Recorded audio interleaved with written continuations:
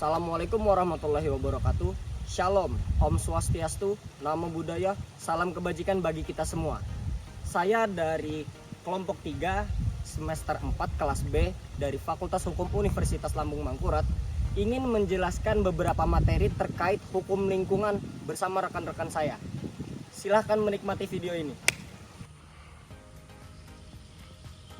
Perkenalkan, nama saya Septia Anggraini. Di sini saya akan menjelaskan terkait aspek hukum lingkungan yang terbagi menjadi 3, yaitu administrasi, perdata, dan juga pidana.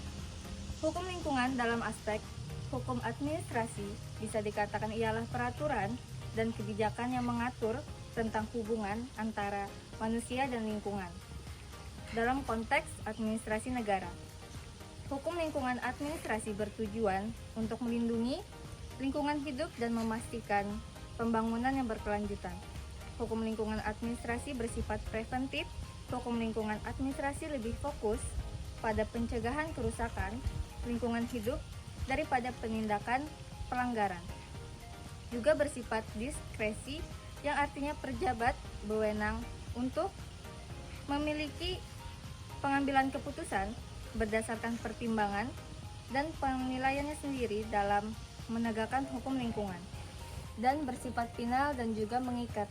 Dalam hal ini berarti keputusan yang diambil oleh pejabat berwenang dalam hukum lingkungan administrasi bersifat final dan mengikat bagi pihak-pihak yang terkait. Instrumen hukum lingkungan dan diantaranya adalah perizinan, analisis mengenai dampak lingkungan atau biasa disingkat dengan AMDAL, kelola lingkungan, pengawasan, dan sanksi administratif. Selanjutnya terkait hukum lingkungan perdata, yaitu adalah peraturan dan prinsip hukum yang mengatur tentang hubungan antara manusia dan lingkungan hidup dalam konteks perselisihan antar individu atau badan hukum. Tujuan utama dari hukum lingkungan perdata adalah untuk melindungi hak-hak individu dan lingkungan hidup dari kerusakan yang disebabkan oleh pihak lain. Karakteristik hukum lingkungan perdata diantaranya bersifat represif, bersifat privat, dan bersifat restitutif. Prinsip-prinsip hukum lingkungan perdata diantaranya ada 3, yaitu prinsip tanggung jawab, prinsip pencegahan, dan juga prinsip kehati-hatian. Instrumen hukum lingkungan perdata juga terbagi menjadi 3, yaitu gugatan perdata, perdamaian, dan juga arbitrase. Selanjutnya yang terakhir, hukum lingkungan dalam aspek hukum pidana adalah peraturan dan ketentuan yang mengatur tentang tindak pidana yang berkaitan dengan kerusakan lingkungan hidup. Tujuan utama dari hukum pidana lingkungan adalah untuk memberikan efek jera kepada pelaku pencemaran dan kerusakan lingkungan hidup serta untuk memulihkan kerusakan yang telah terjadi. Karakteristik hukum pidana lingkungan ialah bersifat represif, bersifat publik, bersifat ultimum remedium, dan unsur-unsur tindak pidana lingkungan diantaranya adanya perbuatan, adanya niat, adanya kelalaian, dan adanya akibat. Jenis-jenis tindak pidana lingkungan ialah pencemaran lingkungan, kerusakan lingkungan hidup, dan juga perdagangan satwa liar.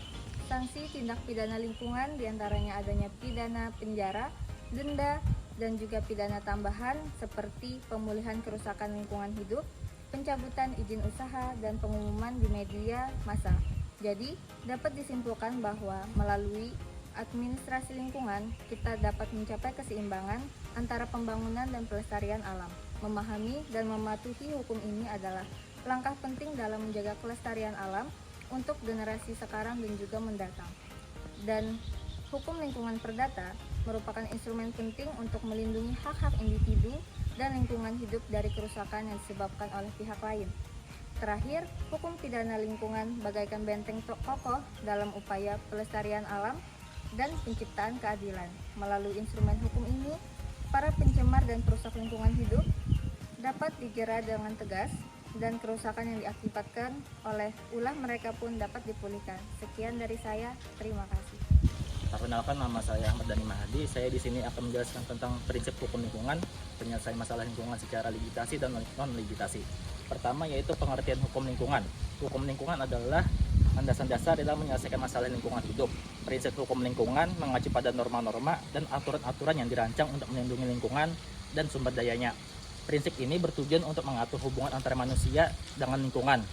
agar tercipta keseimbangan dan keberlangsungan ekosistem. Selanjutnya yaitu penyelesaian masalah lingkungan secara legislasi. Penyelesaian masalah lingkungan secara legislasi adalah proses pengadilan untuk menyelesaikan sengketa antar para pihak. Dalam penyelesaian masalah ini, para pihak terlibat harus mengikuti prosedur hukum yang berlaku untuk menyerahkan bukti yang diperlukan untuk mendukung klaim mereka. Adapun asas prinsip penyelesaian masalah lingkungan secara legislasi yang pertama yaitu asas pencemaran membayar, kedua asas tanggung jawab negara, ketiga asas kehati-hatian, keempat asas partisipasi, dan lima asas keadilan. Berikutnya yaitu penyelesaian masalah lingkungan secara non-legislasi. Penyelesaian ini dilakukan melalui jalur alternatif penyelesaian sengketa di luar pengadilan. Penyelesaian masalah lingkungan secara non-legislasi dapat dilakukan dengan cara mengikuti prosedur yang telah disepakati oleh para pihak yang terlibat. Adapun asas-asas prinsip penyelesaian masalah lingkungan secara non-legislasi. Yang pertama yaitu mediasi, kedua negosiasi, ketiga arbitrase, dan keempat penyelesaian sengketa alternatif atau disingkat ADR. Perkenalkan, nama saya Jura Madani. Di sini saya akan menjelaskan materi terkait tentang apa itu pencemaran lingkungan dan pengerusakan, apa saja ruang lingkupnya, dan gimana cara tindakan penyelesaian atas dua hal tersebut. Yang pertama, kita masuk ke pencemaran dan pengerusakan lingkungan dulu dari pengertiannya. Pencemaran lingkungan dulu kita masuk adalah kondisi ketika komponen fisik dan biologis dari sistem bumi dan atmosfer terkontaminasi sehingga mengganggu keseimbangan ekosistem lingkungan. Sedangkan untuk pengerusakan lingkungan adalah tindakan orang yang menimbulkan perubahan langsung atau tidak langsung terhadap fisik, kimia, dan atau hayati lingkungan hidup sehingga melampaui kriteria baku kerusakan lingkungan hidup. Yang kedua, kita masuk ke dalam ruang lingkupnya. Ruang lingkup pengerusakan lingkungan sendiri ada 5 di sini. Yang pertama ada pencemaran lingkungan, kerusakan habitat alami, perubahan iklim, keanekaragaman hayati, dan dampak sosial dan ekonomi. Sedangkan untuk ruang lingkup pencemaran ada jenis pencemaran, penyebab pencemaran, media pencemaran, dampak pencemaran, upaya mengatasi pencemaran. Untuk cara penyelesaian pengerusakan lingkungan hidup sendiri, kita bisa mulai melakukan dari hentikan deforestasi dan menerapkan prinsip 4R, reboisasi, bioremediasi, atau rehabilitasi lahan sekalian. Untuk cara penyelesaian pencemaran lingkungan, bisa dari berbagai aktivitas manusia dibutuhkan pengendalian dengan penetapan bank mata lingkungan serta pengelolaan sampah melalui daur ulang dan pemisahan sampah. Remediasi juga dapat dilakukan untuk membersihkan tanah yang tercemar. Selain itu, masyarakat perlu diberikan kesadaran untuk menjaga kesehatan lingkungan dan mengubah pola pikir tentang dampak buruk dari sampah dan limbah terhadap lingkungan. Sekian dari saya. Perkenalkan, saya Nadia Wulandari. Di sini saya ingin melanjutkan materi tentang konsep penegakan hukum lingkungan. Konsep penegakan hukum lingkungan adalah upaya untuk menerapkan hukum dalam situasi yang konkret, baik dilakukan melalui proses peradilan maupun di luar peradilan, sehingga dapat ditetapkan tingkat ketaatan terhadap hukum. Penegakan hukum di bidang administratif terbagi lagi menjadi dua. Yang pertama ada pengawasan dari pemerintah, lalu yang kedua ada sanksi administratif. Sanksi administrasi sendiri dibagi lagi menjadi 4. Yang pertama ada teguran tertulis, paksaan pemerintah, pembekuan izin lingkungan, dan juga pencabutan izin lingkungan. Selanjutnya adalah penegakan hukum lingkungan di bidang perdata. Di bidang perdata sendiri dibagi menjadi 2, yakni melalui pengadilan dan di luar pengadilan. Melalui pengadilan itu bisa dapat berupa gugatan, yang mana fokus sanksinya adalah tuntutan pembayaran ganti rugi. Jika di luar pengadilan biasanya dibagi lagi menjadi 3, yakni mediasi, negosiasi, dan juga arbitrase. Selanjutnya untuk di bidang kepidanaan biasanya berupa tuntutan pidana, bisa sanksinya bisa pidana dan lain-lain. Perkenalkan, nama saya Hilman Rinda Dewantara. Di sini saya akan menyambung materi nomor 5, yaitu peran serta masyarakat dalam pengelolaan lingkungan.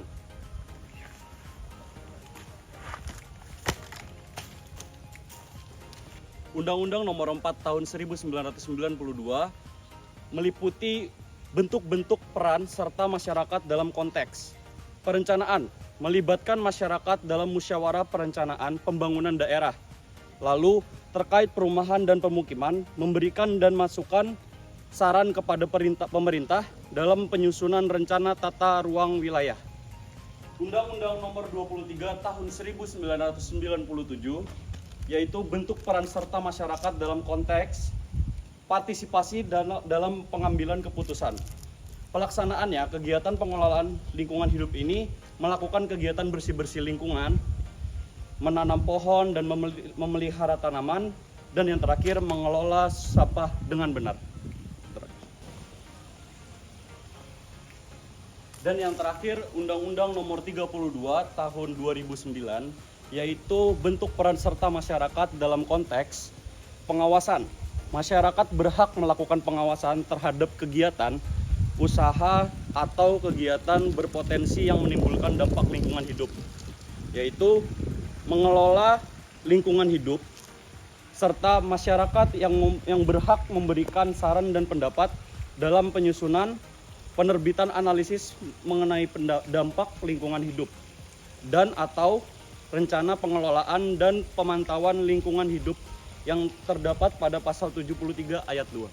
Terima kasih, sekian dari saya. Perkenalkan, nama saya Rizka Febriana. Saya akan menjelaskan tentang asas dan tujuan hukum dari perlindungan dan pengelolaan lingkungan hidup. Asas ini tercantum di Undang-Undang Nomor 32 Tahun 2009 tentang perlindungan dan pengelolaan lingkungan hidup atau yang biasanya kita sebut sebagai UU PPLH. Asas yang pertama adalah asas berkelanjutan, yaitu yang menjelaskan bahwa dalam perlindungan dan pengelolaan lingkungan hidup harus dilakukan dengan cara yang berkelanjutan, yaitu dengan cara menggunakan sumber daya alam secara efisien, melestarikan fungsi lingkungan hidup, dan menanggulangi pencemaran dan atau kerusakan lingkungan hidup. Asas yang kedua adalah asas keadilan yang menjelaskan bahwa dalam perlindungan dan pengelolaan lingkungan hidup harus mencerminkan keadilan yang secara proporsional bagi setiap warga negara. Asas yang ketiga adalah asas keseimbangan yang menjelaskan bahwa dalam perlindungan dan pengelolaan lingkungan hidup harus diupayakan keseimbangan antara kepentingan manusia dan juga kelestarian lingkungan hidup. Asas yang keempat adalah asas partisipasi. Nah, asas ini menjelaskan bahwa setiap orang berhak berperan serta dalam perlindungan dan pengelolaan lingkungan hidup. Asas selanjutnya adalah asas kembalikan ke keadaan semula. Asas ini menjelaskan bahwa setiap orang yang melakukan pencemaran dan atau kerusakan lingkungan hidup harus bertanggung jawab untuk mengembalikan lingkungan hidup ke seperti semula sebelum dirusak atau dicemari. Selanjutnya adalah asas pencegahan, yaitu bahwa dalam perlindungan dan pengelolaan lingkungan hidup harus diutamakan upaya pencegahan pencemaran atau kerusakan lingkungan hidup. Asas selanjutnya adalah asas pengendalian, yaitu bahwa pencemaran atau kerusakan lingkungan hidup harus dikendalikan berdasarkan sumber pencemarannya. Asas yang terakhir adalah asas rehabilitasi dan remediasi. Asas ini menjelaskan bahwa pencemaran dan atau kerusakan lingkungan hidup harus direhabilitasi dan diremediasi. Selanjutnya saya akan menjelaskan tujuan hukum dari perlindungan dan pengelolaan lingkungan hidup. Tujuan ini tercantum pada pasal 3 pada Undang-Undang PPLH, yaitu yang pertama adalah untuk melestarikan fungsi lingkungan hidup karena lingkungan hidup yang baik dan sehat merupakan hak asasi manusia dan merupakan bagian dari pembangunan yang berkelanjutan. Tujuan yang kedua adalah mencegah dan menanggulangi pencemaran dan atau kerusakan lingkungan hidup karena pencemaran dan atau kerusakan lingkungan hidup dapat berdampak negatif bagi kesehatan manusia dan kelestarian alam. Tujuan yang ketiga adalah untuk meningkatkan kualitas hidup manusia. Nah, masih berhubungan dengan tujuan yang pertama tadi, lingkungan hidup yang baik dan sehat dapat meningkatkan kualitas hidup manusia. Tujuan yang terakhir adalah untuk menciptakan masyarakat yang adil dan makmur. Perlindungan dan pengelolaan lingkungan hidup yang baik dapat menciptakan masyarakat yang adil dan makmur. Oleh karena itu, perlu dilakukan upaya perlindungan dan pengelolaan lingkungan hidup yang berkelanjutan. Sekian dari saya, terima kasih. Perkenalkan, nama saya Muhammad Reynaldi Fajar Adiaksa. Di sini saya akan menjelaskan terkait dimensi historis dan implikasi yuridis. Dimensi historis, perkembangan regulasi terkait lingkungan hidup di Indonesia terbagi dalam beberapa periode penting. Yang pertama, masa kolonial atau sebelum kemerdekaan. Fokus pada eksploitasi sumber daya alam tanpa memperhatikan kelestarian lingkungan. Muncul beberapa peraturan terkait pengelolaan hutan dan pencemaran air, namun bersifat parsial dan reaktif. 2. Masa kemerdekaan 1945 sampai 1999. Undang-Undang Dasar 1945 belum secara eksplisit mengatur tentang lingkungan hidup. Muncul beberapa peraturan terkait pengelolaan sumber daya alam dan pencemaran lingkungan seperti Undang-Undang Nomor 5 Tahun 1960 tentang pokok-pokok agraria dan Undang-Undang Nomor 41 Tahun 1999 tentang kehutanan. 3. Era reformasi 1999 sampai sekarang. Terjadi pergeseran paradigma pengelolaan lingkungan hidup. Lahirnya Undang-Undang Nomor 32 Tahun 2009 tentang perlindungan dan pengelolaan lingkungan hidup menjadi payung hukum utama pengelolaan lingkungan hidup di Indonesia. Undang-undang ini menekankan pada pendekatan pembangunan berkelanjutan dan partisipasi masyarakat. Implikasi yuridis. Undang-Undang Nomor 32 Tahun 2009 membawa implikasi yuridis yang luas, di antaranya 1. Hak atas lingkungan hidup yang baik dan sehat. 2. Kewajiban perlindungan dan pengelolaan lingkungan hidup. 3. Prinsip pembangunan berkelanjutan. 4. Partisipasi masyarakat. 5. Penyelenggaraan analisis dampak lingkungan atau yang disingkat AMDAL. Dan yang terakhir, penegakan hukum lingkungan. Sekian dari saya, terima kasih. Sekian dari kelompok 3. Mohon maaf apabila ada kesalahan tingkah dan laku yang sudah kami buat. Kami akhiri. Wassalamualaikum warahmatullahi wabarakatuh. Salam budaya.